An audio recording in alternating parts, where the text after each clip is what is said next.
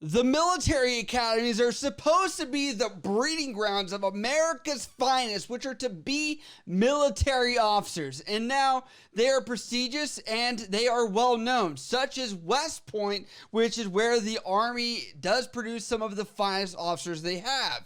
But it looks like some of them got into a little bit of a spring break dilemma, which pretty much made sure they were going to make a visit to the hospital. Stay with me as we break down this overdose situation of spring break of 5 members of the West Point Academy.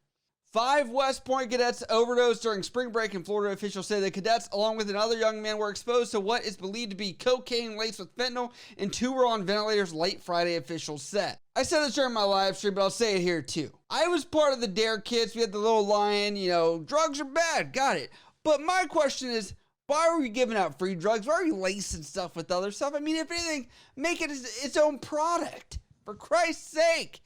From a business point, it's dumb. 5 West Point cadets were among 6 young men on spring break who overdosed this week on what was believed to be cocaine-laced fentanyl at a rental home in Wilton Manors, Florida, officials said Friday. When the local police arrived at the home around 5 p.m. Thursday, 2 bystanders were performing CPR on 2 unconscious men on the lawn. Battalion Chief Stephen Gullan of Fort Lauderdale Fire Rescue said in an interview 2 others were unconscious inside the house, he added. The 2 bystanders had not used the substance, but they also went into cardiac arrest because of their exposure from performing mouth-to-mouth resuscitation, Chief Gullan said.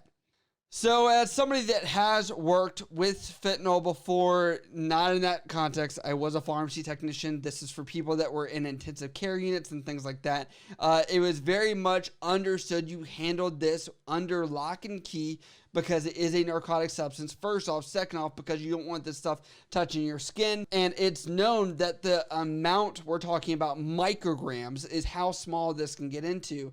IV dosing or a patch of some kind, which the patches, people are abusing those just by sucking out the fentanyl out of those, which is crazy. There's also lollipops. There's a bunch of other stuff as far as formulations go out there. But if you are to touch this stuff, it can actually kill you. And I do wonder what the lab is like where this stuff is being made, because it has to be very controlled. Emergency medical workers administered the anti-overdose medication Narcan, brand name version, also known as naloxone.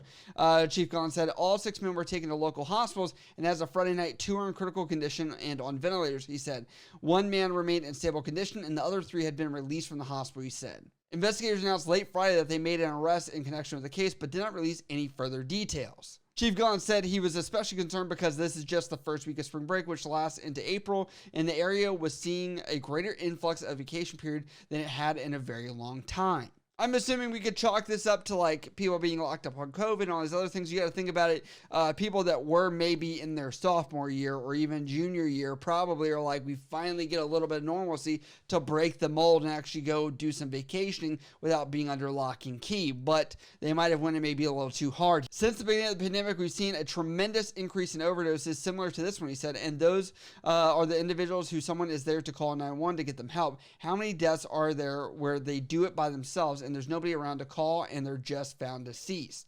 Phone and email messages left for 2 agencies investigating the overdose, the Broward County Sheriff's Office and the Wilton Manors Police Department, were not immediately returned late Friday. A West Point spokeswoman confirmed that 5 of the 6 men are cadets, and she says the U.S. Military Academy is aware of the incident involving West Point cadets that occurred Thursday evening and is being investigated. She said in a statement no other details were available. She added the episode happened a year after West Point scrapped the program that provided a second chance to cadets who had violated honor code that is central to the Academy's mission. That move came after officials disclosed that 73 cadets had been accused of cheating on a calculus exam in May of 2020, the institution's worst academic scandal in decades. 8 of the cadets were expelled. So if you're not aware, a lot of these academies or military colleges that are out there essentially run on the premise that they're developing you into being a naval officer, army officer, whatever, and that you're going to lead people that are enlisted and understand that you're leading by example. And they take these honor violations very seriously. From people I've talked to that have went to the Naval Academy, they've talked about the honor code violations, like if you lie, cheat, steal, and stuff, and it's proven, these could add up to getting you expelled from the school. obviously you've raised your right hand and you said that you would be in the military. So what they do with you is kind of a big debate. Obviously, you don't want to be that guy that was at the academy that was forced to go enlisted because you raised your right hand. At the same time, you got to look at this from the perspective of these are kids, right? They're kids. They're in the college age. They're going to do college age stupid stuff. But you know, just because you got good grades in high school or did football, baseball, every academic thing that you could think of that made you look good doesn't mean you're the most mature, especially as you're a little bit off the leash from your parents. And the cheating scandal has not only been something that has been discussed at Army over at their West Point institution here, but also at the Naval Academy as well. We saw several people that had cheated on exams over there. So I don't think that this is just something that is specific to the academies. I think this is colleges all around the country that have dealt with this or these kinds of issues. But the fact that they're under the military eye, they're under much more scrutiny than they would be at a different campus or whatever. But also, they're not paying for this college, and they have a job lined up after this, and this education is expensive. So if they did get discharged, they could also have to pay for that as well. Federal researchers reported in November that Americans had died of drug overdoses in record numbers as the epidemic spread across the country. In the 12-month period that ended in April 2021, more than 100,000 Americans died of overdoses, up almost 30% from 78,000 from the prior year, according to figures of the National Center for Health Stats. Fentanyl is a synthetic drug. We already know that. But it says most recent cases of fentanyl-related overdose are linked to illicitly manufactured fentanyl, which is distributed through illegal drug markets for its heroin-like effect. The CDC said it's often added to other drugs because of its extreme potency, which makes drugs cheaper, more powerful, more addictive, and more dangerous. So yeah, you're playing with fire. If you're touching anything with fentanyl, you're honestly playing with fire. And if you don't know what you're taking, that's what's dangerous. Obviously, the FDA and these people have these things under lock and key and controlling its official production in places that are going to be released to medical centers. But, I think a lot of these kids, they're being kids. Darwinism is a thing, and these kids are not realizing that they're playing with fire.